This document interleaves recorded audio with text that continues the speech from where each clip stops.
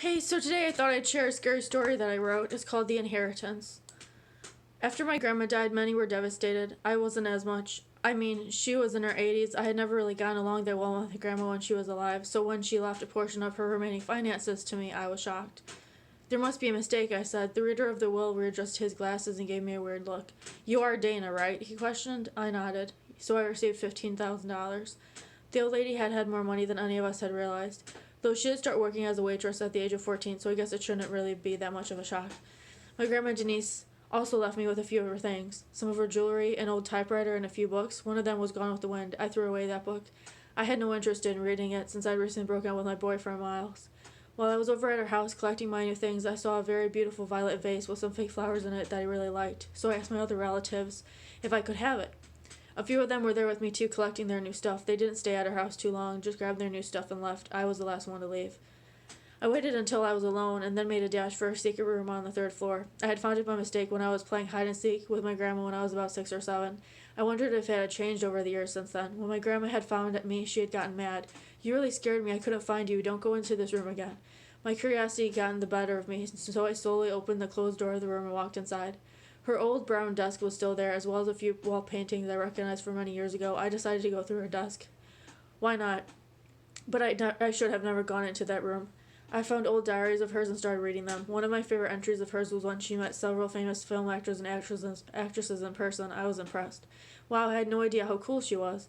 I commented after reading the 13th page of one diary. I had learned several interesting facts I hadn't known about her before, like how she used to have a younger sister, but she had died when she was 5 from drowning in a river. One entry was only devoted to how much my grandma missed her sister. I got teary-eyed at that part of it. In another diary entry, one I became immersed in, she described the ending of one of her friendships. Her husband hit on me, and then I told my friend Shirley. She freaked out and blamed me.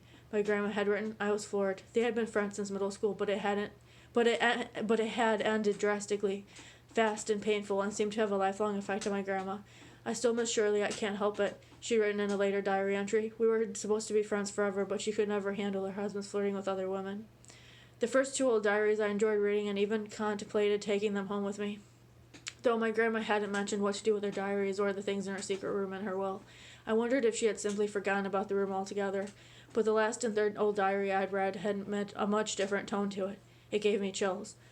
One entry mentioned one of her neighbors, Deidre, and that she didn't like cats, so one night my grandma had written that she had placed a dead cat inside Deidre's mailbox. It was only a joke, she had added in what looked like hastily scribbled writing. But that old hag had to get the cops involved. I read out loud. I cursed, paused. I should have quit reading at that moment, but I continued on. For some diary entries, morbid and somewhat gruesome poetry had been written. They terrified me. As I read even further, I soon realized, as I reflected upon the dates, that these were my grandma's last entries before she had died. Was I witnessing the unraveling of a mind into horrifying madness? It was very possible. On one of her last written pages was a word written, confessions. Confessions of bad things my grandma had done while she had been alive. And there were so many that I had lost count trying to count them. I quickly gave up and just kept reading them. I was so shocked I couldn't stop. Each bad confession became more aggressive and more chilling than the one before. I can't tell you most of my grandma's confessions. One of the more mild ones was, I once tried to run over a kid, but when I was questioned about it, I made up the excuse that my foot had slipped. It hadn't. I just felt like running over someone that day.